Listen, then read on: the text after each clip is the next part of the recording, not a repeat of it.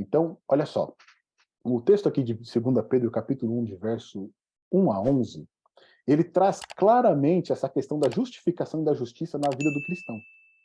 Olha o que está escrito lá. Simão Pedro, servo e apóstolo de Jesus Cristo, aos que convosco obtiveram a fé igualmente preciosa na justiça do nosso Deus e Salvador Jesus Cristo. Então, olha lá. Aos que conosco obtiveram fé igualmente preciosa aonde? Na justiça do nosso Deus e Salvador Jesus Cristo. Tá certo? Tanto a justificação quanto a sua vida de justiça. Nós temos fé nesse poder do Salvador. Graça e paz vos sejam multiplicadas no pleno conhecimento de Deus e de Jesus, nosso Senhor, visto como, pelo seu divino poder, nos têm sido doadas todas as coisas que conduzem à vida e à piedade. Ou seja, no divino poder do Salvador, nós temos recebido todas as coisas que conduzem ao quê? A uma vida de piedade. Certo? O poder para a santificação vem de Deus, vem do Salvador, ele comunica esse poder para nós. Quando ele derrama a sua graça no nosso coração, quando somos justificados, essa graça derramada, ela nos impulsiona a servir a Deus, a levar uma vida de piedade. Tá bom? Então, olha lá.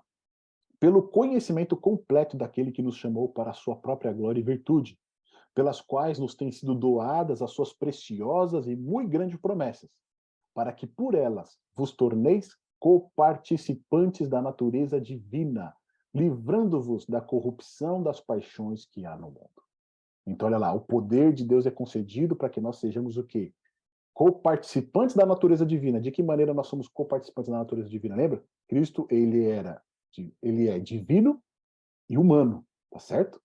Nós não somos divinos, nós somos apenas humanos.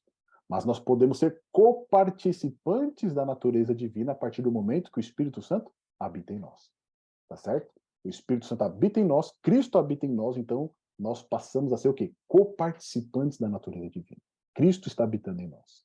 Livrando-vos da corrupção das paixões que há no mundo. Então, de que maneira que as corrupções das paixões que há no mundo, da lama que ficou presa no nosso corpo, ela é lançada fora? A partir do momento que Cristo começa o quê? A habitar em nós. Não foi isso que nós vimos? Aquele que está em Cristo se torna o quê? Nova criatura. Então, fui justificado, agora que eu fui justificado, eu sou agora impulsionado a viver uma vida o quê? De justiça, uma vida de santidade, de santificação. E tudo isso vem mediante o quê? A fé em Cristo. Olha no verso 5. Por isso mesmo, vós, reunindo toda a vossa diligência, aqui entra o grande ponto, que muitas vezes a gente tem a ideia o quê? Fui salvo pela graça, não precisei fazer nada, tá certo? E na santificação também não preciso fazer nada, porque Cristo vai fazer tudo em mim. Ele vai executar o querer e o efetuar. Sim, é ele que vai realizar o querer e o efetuar. Mas eu preciso o quê? Ser diligente. Cristo ele fala, filho, vai orar. Eu falo, não, Senhor, me leva a orar. Tá certo? Não. Ele falou, vai orar? Eu vou orar. Cristo fala, meu filho, vai estudar a Bíblia. Ah, não, Senhor, estuda a Bíblia por mim. Não. E faz o querer, tá certo? Mas compete a nós aceitar o quê? A sugestão de Deus. Vou fazer ou não? E é por isso que ele fala, reunindo toda a vossa o quê? Diligência. Nós temos que ser diligentes. Deus está falando conosco, vamos obedecer. Vamos cumprir. Santificação não é um processo que Cristo vai fazer por nós, independente de nós. Mas ele vai fazer em nós, para que nós possamos o quê? Viver essa vida de santidade. Associai com a vossa fé. Então, olha só, de volta, aqui Pedro ele associa de novo. Ó. Associai com a vossa fé. Que fé é essa? Aquela fé lá do verso 1, na qual a gente obteu a promessa da justiça do nosso Salvador. Aquela fé que nos justificou. Então, aquela fé pela qual nós somos justificados, vamos somar a ela o quê? A virtude, com a virtude o conhecimento, com o conhecimento o domínio próprio, com o domínio próprio a perseverança, com a perseverança a piedade, com a piedade a fraternidade, com a fraternidade o amor. Aqui, Pedro ele vai dizer assim, ó, você foi justificado pela fé? Muito bem. Agora, associa essa fé a virtude, o conhecimento, o domínio próprio, a perseverança, a piedade, a fraternidade e o amor. Tá bom? Ou seja, diligentemente, busque essas coisas. Procure essa vida de santidade. Que o alvo maior, o alvo máximo é o quê? É o amor. Tá certo? Isso se cumpre a lei de Deus. Não é isso que Paulo vai dizer? Aquele que ama, ele cumpre a lei. Então, o amor é o alvo máximo. E ele só pode ser alcançado mediante o quê? Uma vida de santidade. Então não basta apenas eu ser justificado. Eu preciso associar essa justificação à justiça de Deus. Tá certo? Que é o cumprimento da lei. E aí no verso 8 diz: porque estas coisas, existindo em vós, e em vós aumentando, fazem com que não sejais nem inativos, nem infrutuosos no pleno conhecimento do nosso Senhor Jesus Cristo. Ou seja, se essas características, elas existem na nossa vida, elas vão aumentando, o crente, ele não vai ser um crente sem frutos. Tá certo?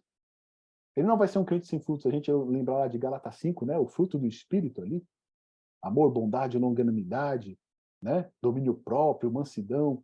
Então, todos aqueles frutos ali, eles vão brotar, né? Aquele fruto, né? Que é único, né? Aquele fruto, ele vai brotar na vida do cristão que procura diligentemente o quê? Associar a sua fé da salvação, a virtude, o conhecimento, buscando Deus, buscando andar com Deus. Tá certo? Isso não vai fazer com que o cristão ele seja inativo, ou seja, não, o Senhor faz tudo por mim. Não, mas ele vai buscar. E olha o que diz no verso 9. Pois aquele a quem essas coisas não estão presentes é cego, vendo só o que está perto, esquecido da purificação dos seus pecados de outrora. Então, Pedro torna de uma maneira clara. Aquele que apenas foi justificado, mas não entrou no caminho da justiça, ele esqueceu a purificação dos seus pecados. Não valeu nada a justificação. Tá certo? Então aquele que fala, eu fui salvo pela graça, agora estou debaixo da graça, eu não preciso cumprir nada, não preciso fazer nada, eu continuo vivendo para minha vontade, ele já lançou fora aquela justificação que ele havia recebido. Tá certo? Já se esqueceu, acabou.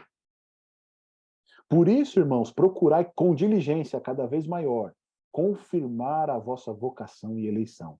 Porquanto, procedendo assim, não tropeçareis em tempo algum. Ou seja, de novo, Pedro ele fala o quê? Diligentemente façamos o quê? Vamos confirmar aquela justiça que foi imputada sobre nós. Tá certo? Pois desta maneira é que vos será amplamente suprida a entrada no reino eterno de nosso Senhor e Salvador Jesus Cristo. Então aqui de novo, né? Pedro ele vai realçar aquela ideia que nós falamos, que a santificação é o nosso preparo para o céu.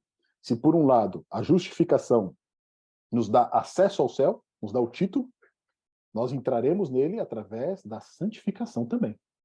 Porque é ela que vai nos preparar para o céu, não é? Ou seja, todas as impurezas da nossa vida, elas precisam ser lançadas fora, elas precisam ser iluminadas para que nós tenhamos acesso ao céu. Agora pensa só, você vive numa vida de balada, de bebedice, de glutonaria, tá certo? De egoísmo, de luxúria. Você vai ter prazer no céu?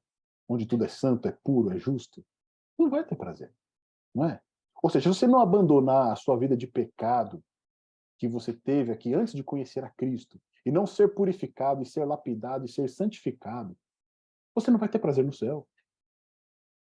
Você não vai ter prazer em estar na presença dos santos anjos, você não vai ter prazer para estar na presença dos irmãos. E é por isso que a gente fala, né?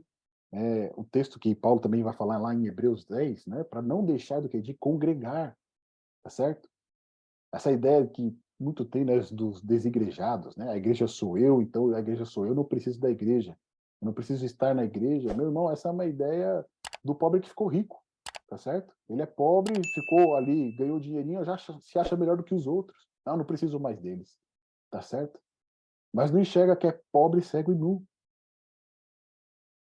Porque se você não viver em comunhão, junto com a sua congregação, junto com o corpo de Cristo, você também não vai ter prazer no céu. Ninguém vai ficar isolado lá no céu, num canto.